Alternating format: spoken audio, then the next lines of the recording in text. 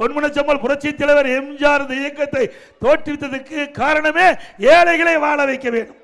வேற என்ன அவர் சொன்னால் ஏழையின் சிரிப்பில் இறைவனை காண்போம் என்று அதை புரட்சி தலைவர் எம்ஜிஆர் நிறைவேற்றினார்.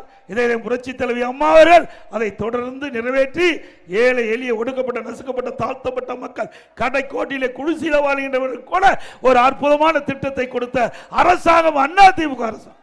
அப்படி ஒரு திட்டத்தையாவது திமுக ஆட்சியில் கொண்டு வந்திருக்காங்களா? குடும்பம் வளமா இருக்குது, திமுக குடும்பம் வளமா இருக்குது, திரு கருணாநிதி குடும்பம் சிறப்பா இருக்கிறாங்க. வேற யாருமே இந்த ஆட்சியில மகிழ்ச்சியா இல்லை. சிந்திச்சு பாருங்க, இன்றைக்கு தமிழகத்தில் 6000 மதுக்கடை இருக்குது.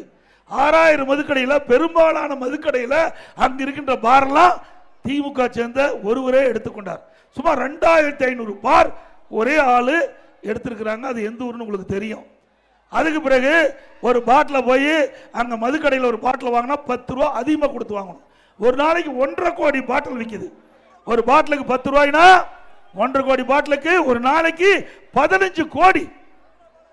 மாசத்துக்கு 450 கோடி, வருஷத்துக்கு 5400 கோடி, 4 வருஷத்துல 22,000 கோடி. ஒரு பாட்டிலுக்கு 10 ரூபாய் வாங்கிய 22,000 கோடி ஊழல் செய்த ஒரே அரசாங்கம் திமுக அரசாங்கம்.